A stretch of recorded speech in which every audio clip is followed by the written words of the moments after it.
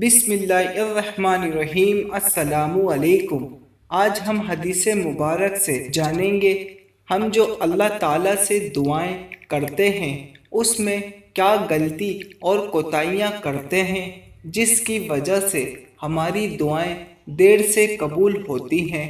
حضرت ابو ہریرہ رضی اللہ تعالیٰ عنہ بیان کرتے ہیں، رسول اللہ صلی اللہ علیہ وآلہ وسلم نے فرمایا، جب تم میں سے کوئی دعا کرے تو یوں نہ کہے اے اللہ اگر تو چاہے تو مجھے بخش دے، اے اللہ اگر تو چاہے تو مجھ پر رحم فرما، اے اللہ اگر تو چاہے تو مجھے رزق عطا فرما، بلکہ اسے چاہیے کہ وہ پورے عزم کے ساتھ دعا کرے، کیونکہ وہ جیسے چاہے کرتا ہے، اسے کوئی مجبور کرنے والا نہیں۔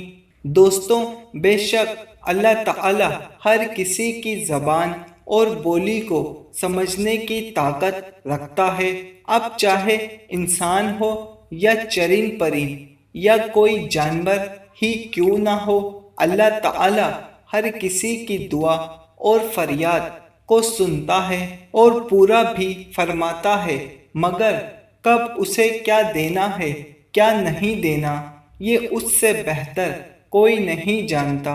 اللہ تعالی تو بے زبان کی بھی سن لیتا ہے۔ اس ساری صورتحال میں ہمیں اللہ تعالی سے انتہائی عاجزی اور محبت کے ساتھ دعا کرنی چاہیے، دل میں یہ عزم ہونا چاہیے میرا رب مجھے سن رہا ہے۔ جب دعا کرنے بیٹھیں تو آپ کا ایمان اس طرح مضبوط ہونا چاہیے جیسے ایک دفعہ بہت سارے لوگ مل کر ایک جگہ پر اللہ تعالیٰ سے بارش کی دعا کرنے بیٹھے۔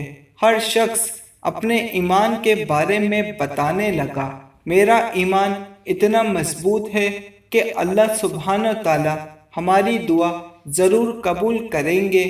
کوئی کچھ تو کوئی کچھ کہنے لگا تو ان میں سے ایک شخص کھڑا ہوا اور تمام لوگوں کو اپنے تھیلے میں سے ایک چھتری نکال کر دکھانے لگا اور کہنے لگا، میرا ایمان اتنا مضبوط ہے کہ یہاں ہم دعا کریں گے اور میرے گھر جاتے وقت راستے میں ہی بارش ہو جائے گی۔ جزاک اللہ۔ بات اگر سمجھ آ گئی ہو تو ویڈیو کو لائک ضرور کر دیے گا۔ اللہ حافظ۔